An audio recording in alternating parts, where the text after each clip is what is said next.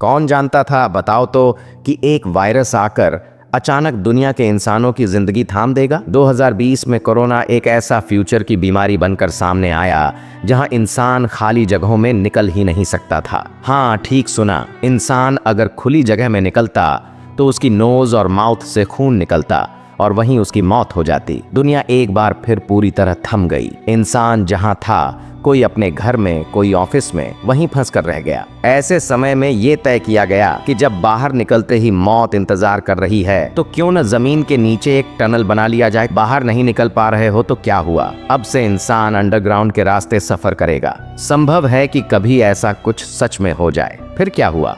एकदम अलग तरह की एक मूवी की कहानी तैयार हुई। Hello and welcome to movie light. Movie light presents the last death. कहानी शुरू होती है स्पेन के बार्सिलोना में। इंसान एक अजीब बीमारी से ग्रसित हो गया है। ये एक ऐसी बीमारी है जहां इंसान खुली जगहों में रहना नहीं चाहता। ये डर इतना एक्सट्रीम है कि बाहर निकलते ही वे एक्सट्रीम पैनिक में चले जाते हैं और वहीं मर जाते हैं। सुनने में अजीब लगे, लेकिन ऐसी एक बीमारी होती है। इसका नाम है एगोराफोबिया। इसी वजह से जो लोग अब तक जिंदा हैं वे खुद को अपने घरों में बंद करके रखे हुए हैं। जो इंसान जहां फंस गया है, जैसे कोई घर में, कोई ऑफिस में, कोई बंद कमरे में, वहीं रह रहा है और इसलिए आने जाने के लिए जमीन के नीचे टनल बनाई गई है। दूर पेड़ों के बीच से सूरज की रोशनी दिखती है। उसी रोशनी में पहली बार एक लड़की दिखती है। उसका नाम है जूलिया। इसके बाद दिखता है एक लड़का, उसका नाम है मार्क। इस पैंडेमिक के कारण वह ऑफिस में ही फंस गया है। मार्क जब ऑफिस की कांच की खिड़की से बाहर देख रहा होता है तब एक आदमी आकर कहता है, मार्क, अब तुम्हारी बारी है। ऑफिस के सभी लोग मिलकर एक अंडरग्राउंड टनल बना रहे हैं ताकि वे अपने घर लौट सकें, क्योंकि पहले ही बताया, खुली जगहों से अब कोई जा नहीं सकता। इस टनल को खोदने का काम सभी बांट कर रहे हैं, हर कोई एक एक दिन। मार्क इस काम में एक और वजह से शामिल हुआ है। वह अपनी गर्लफ्रेंड जूलिया को ढूंढ रहा है। वे टनल खोदते खोदते एक पुराने मेट्रो रेल टनल से जुड़ जाते हैं। दिन के अंत में जब मार्क खाना लेने के लिए ऑफिस की लाइन में खड़ा होता है तब वहां आता है एक आदमी। उसका नाम है एनरिक। मार्क की पुरानी यादों से हमें पता चलता है एनरिक उसका ऑफिस का एक बॉस है जिससे उसका रिश्ता बहुत अच्छा नहीं था। इधर क्योंकि अब इंसान टनल के अंदर से आना जाना कर रहा है, इसलिए उनके पास एक जीपीएस होना बहुत ज़रूरी है, जैसे हमारे मोबाइल में होता है। हम जैसे मैप देखकर कहीं भी जा सकते हैं, ठीक वैसे ही एनरिक के पास जीपीएस होने की वजह से मार्क उससे मदद मांगता है। एनरिक पहले जीपीएस देने को तैयार नहीं होता, लेकिन बाद में वह मार्क के साथ एक डील करता है। डील के अनुसार एनरिक मार्क को उसकी गर्लफ्रेंड जूलिया के पास ले जाएगा और फिर मार्क उसकी मदद करेगा उसके विला तक पहुंचने में, जिसका नाम ओलिम्बिका है। वे सब मेट्रो रेल के टनल से चलते चलते एक स्टेशन पर पहुंचते हैं जहां बहुत सारे लोग भरे होते हैं। इस भीड़ में ही एक छोटा लड़का एनरिक का जीपीएस रखा बैग छीनकर भाग जाता है। लड़के का पीछा करते हैं मार्क और एनरिक और वे एक समय उस लड़के के ग्रुप या अड्डे के पास पहुंचते हैं। वो लोग उन्हें पकड़ लेते हैं। ठीक उसी समय उस एरिया की करंट चली जाती है। इस मौके का फायदा उठाकर एनरिक मार्क से कहता है जीपीएस ले लेने को और उस ग्रुप के लीडर से बंदूक छीनकर उसी को गोली मारकर मार देता है। उनके ग्रुप के एक और आदमी को घायल करता है और वहां से भाग जाता है। एनरिक के पास बंदूक होने की वजह से मार्क सोचता है कि वह शायद विश्वासघात कर सकता है, लेकिन दिखता है कि वह ऐसा नहीं करता। इसके बाद मार्क का एक और फ्लैशबैक दिखाया जाता है। वह अपने पड़ोसी एक आदमी के घर में जाता है और देखता है घर कई दिनों से गंदा और अस्वच्छ है। उस आदमी से बात कर वह समझता है वह भी इसी बीमारी से ग्रसित है और इसलिए बहुत सारी मछलियां पकड़कर घर में ही रहा है, बाहर नहीं गया। जो भी हो, नींद से उठकर मार्क और एनरिक फिर से टनल से चलने लगते हैं। तब मार्क पूछता है, तुम अपने घर क्यों जाना चाहते हो? एनरिक कुछ नहीं कहता। दिखता है वह एक प्लास्टिक पैकेट में तरह तरह के बीज जमा करके रखता है, पेड़ों के बीज, भविष्य के लिए। टनल से आगे बढ़ते बढ़ते वे एक बड़े ड्रेन के सामने पहुंचते हैं। इसी ड्रेन के अंदर से वे मार्क के बिल्डिंग के नीचे मौजूद नाली लाइन में पहुंचते हैं। वहां वे अंदाजा लगाते हैं कि बिल्डिंग के ठीक नीचे एक छोटा गैस सिलेंडर लगाकर उसमें गोली मारकर विस्फोट करके अंदर घुसने का प्लान करते हैं। एंड्रिक के हाथ में चोट होने के कारण वह पहली बार मिस कर देता है। मार्क भी पहली कोशिश में असफल होता है। तेज आवाज के कारण उसके कान से खून निकल आता है, लेकिन दूसरी कोशिश में वे सफल हो जाते हैं। बिल्डिंग में घुसकर मार्क जब अपने कमरे में जाता है, देखता है जूलिया वहां नहीं है, बल्कि वहां एक और परिवार ने शरण ली है। उनसे पता चलता है जब वे यहां आए तब घर में कोई नहीं था और इसलिए वे इस घर में शरण लेते हैं। वे सारे कमरे खोजकर देखते हैं अगर कोई क्लू मिल जाए। जूलिया कहां गई? इस समय मार्क एक अल्ट्रासोनोग्राफी रिपोर्ट पाता है और उसे देखकर वह जानता है कि उसकी प्रेमिका जूलिया प्रेग्नेंट है। इस रिपोर्ट को देखकर मार्क को याद आ जाता है अतीत की एक और घटना। एक दिन जूलिया और मार्क साथ बैठकर चारों ओर की स्थिति की खबर देख रहे थे। इस समय उनके बीच झगड़ा होता है क्योंकि मार्क नहीं चाहता कि ऐसे समय में, जब धरती पर इतना बड़ा पैंडेमिक है जहां लोग अचानक मर रहे हैं, तब जूलिया कोई बच्चा जन्म दे। लेकिन जूलिया सोचती रहती है कि मार्क शायद उसे किसी तरह धोखा दे रहा है, शायद शादी नहीं करना चाहता।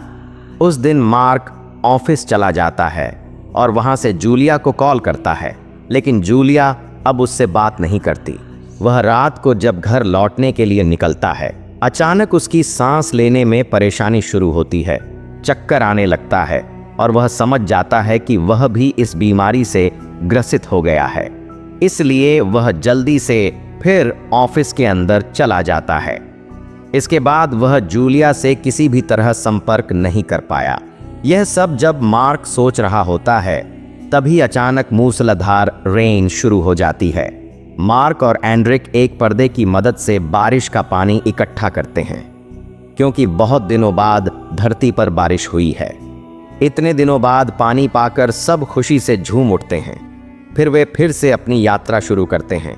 डील के अनुसार अब बारी है एंड्रिक के बंगलो पर जाने की, लेकिन क्योंकि जूलिया को नहीं पाया गया, इसलिए मार्क अब भी जूलिया को खोजना चाहता है।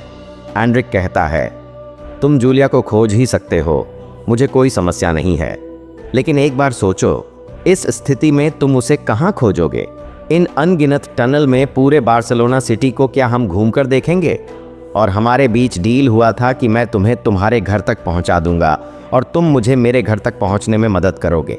मैंने अपनी बात रखी, अब तुम अपनी बात रखो, और अगर तुम अकेले जाना चाहते हो तो जीपीएस और टॉर्च के बिना ही जाना होगा। एंड्रिक और कहता है, ऐसा भी तो हो सकता है, जूलिया अब जिंदा नहीं है, वह मर चुकी है। यह सुनते ही मार्क और एंड्रिक के बीच मारपीट शुरू हो जाती है। इसके बाद पता चलता है असल में एंड्रिक अपने पिता को खोज रहा है। उसका पिता एक हॉस्पिटल में भर्ती है। यह सुनकर मार्क आखिरकार एंड्रिक के साथ जाता है। वे एक चर्च में जाकर एक लाइटर और वाइन पाते हैं। उसकी मदद से वे वहां आग जलाते हैं और ठीक उसी समय अचानक वहां एक बेर आ जाता है और ठीक तभी उनके ऊपर हमला कर देता है एक बेर। किसी तरह लड़ाई करके वे एक तेज लकड़ी से उस भालू को मार देते हैं और आग में जला देते हैं। फिर उस बेर मीट को पकाकर खाते हुए वे कहानी करते हैं। हाँ, वे भालू का मांस खा रहे थे। इसके बाद देखा जाता है कि वे हाथ में टॉर्च लेकर फिर से सुरंग के अंदर से आगे बढ़ रहे हैं। आगे बढ़ते बढ़ते उनकी मुलाकात होती है एक समूह लोगों से जो उसी सुरंग से दूसरी ओर जा रहे थे। इन लोगों से वे जान पाते हैं कि वे एक हॉस्पिटल की ओर जा रहे हैं और उस हॉस्पिटल में न जाने आग लग गई है। यह सुनते ही एंड्रिक पागलों की तरह दौड़कर एक ऊंची बिल्डिंग की सबसे ऊपर की मंजिल पर चढ़कर बाहर देखता है कि पूरा हॉस्पिटल आग में जल रहा है। इस हॉस्पिटल में चूंकि एंड्रिक का पिता भर्ती था, इसलिए अब कोई उम्मीद नहीं बचती उसके पिता से मिलने या उसके पिता के बचने की। उसका पिता उस हॉस्पिटल की 5वीं मंजिल के एक बेड पर था। उसका पिता कोमा पेशेंट था। एंड्रिक यह देखकर बुरी तरह टूट जाता है। वह सोचता है, जब मेरे पिता ही नहीं रहे तब मैं जिंदा रहकर क्या करूंगा, क्योंकि धरती पर उसके पिता के सिवा और कोई नहीं था। इसलिए वह छलांग लगाकर नीचे गिरकर सुसाइड करने जाता है, लेकिन ठीक समय पर मार्क उसे बचा लेता है। एंड्रिक तब मार्क से कहता है, अब तुम्हारी और मेरी कोई ज़रूरत नहीं है। हमारा डील तो पूरा हो गया है। मैंने तुम्हारी मदद की, तुमने भी मेरी की। अब तुम अकेले जा सकते हो। मार्क अकेले उस शॉपिंग मॉल में जाता है जहां जूलिया काम करती थी। उसे खोजते हुए वह एक कमरे में पहुंचता है जहां एक समूह लोग अपने लिए घेरा बनाए हुए हैं। उन्हें वह जूलिया की फोटो दिखाकर पूछता है, एक को देखा है? वे बताते हैं कि जूलिया वहां नहीं है। मार्क जूलिया का और विवरण देने लगता है। इस समय अचानक देखा जाता है कि एक समूह लोग शेल्टर के लिए उस बिल्डिंग पर हमला करते हैं। मार्क फिर भी जूलिया को खोजता रहता है और तभी उसे एक मिलती है, नाम एंड्रिया। एंड्रिया बताती है वह जूलिया के साथ साथ काम करती थी। वह कहती है, जूलिया को मैंने उस दिन के बाद नहीं देखा जिस दिन तुमने उसे कॉल किया था। उस दिन जूलिया डॉक्टर के पास गई थी। इसके बाद मार्क पर एक लड़का हमला करता है। ठीक तभी अचानक एंड्रिक फिर लौट आता है और मार्क को बचा लेता है, लेकिन दुर्भाग्यवश वह लड़का एंड्रिक के पेट में चाकू मार देता है। वे वहां से भागने में सफल होते हैं और सुरंग के अंदर से आगे बढ़ते हुए एक नई बिल्डिंग में पहुंचते हैं। इस बिल्डिंग के ठीक सामने जो बिल्डिंग है वहां है जूलिया, लेकिन समस्या यह है वहां जाने का एकमात्र तरीका है बाहर निकलकर सड़क पार करना, फिर पास की खिड़की से उस बिल्डिंग के एक कमरे में दाखिल होना। मार्स उस खिड़की से जूलिया को देख पाता है। वह जूलिया को देखकर और जब एंड्रिक के पास लौटकर आता है तब देखा जाता है एंड्रिक खून बहने के कारण लगभग मर चुका है। मार्क उसे बचाने की कोशिश करना चाहता है, लेकिन एंड्रिक उसे रोक देता है। वह कहता है, तुम जाओ, जूलिया तुम्हारे लिए उस पार इंतजार कर रही है। तुम मत डरना, तुम वो रास्ता पार कर लोगे और जूलिया के पास भी पहुंच जाओगे। मुझे इस पर यकीन है। मार्क एंड्रिक के लिए रोने लगता है। एंड्रिक उसे कहता है, मेरे लिए मत रो, ये मौत घर में कैद रहकर हार्ट अटैक से मरने से कहीं बेहतर है। ये कहकर वह मर जाता है। मार्क सोचने लगता है वह क्या करेगा, रास्ता पार करेगा या नहीं, क्योंकि बिल्डिंग के बाहर निकलते ही उसकी नाक और मुंह से खून आने लगेगा और वह मर जाएगा। वह भी तो उसी बीमारी से पीड़ित है। मार्क बहुत हिम्मत जुटाकर रास्ता पार करने के लिए बिल्डिंग से बाहर निकलता है। बहुत तकलीफ से वह गहरी सांसें लेते हुए अपने रास्ते पर बने रहने की कोशिश करता है। फिर भी देखा जाता है कि उसके कानों से खून बहने लगता है, यहाँ तक कि उसकी आंखों के अंदर भी ब्लीडिंग शुरू हो जाती है। वह गिर जाता है, लेकिन गिरने के बाद फिर से उठ खड़ा होता है। एक एक कदम आगे बढ़ता रहता है। आखिरकार देखा जाता है वह बेहोश हो जाता है, लेकिन उसके पहले ही वह जूलिया के पास उस बिल्डिंग के अंदर पहुंच जाता है। इसके बाद कुछ दिन बाद का दृश्य दिखाया जाता है। मार्क और जूलिया का एक बेटा हुआ है।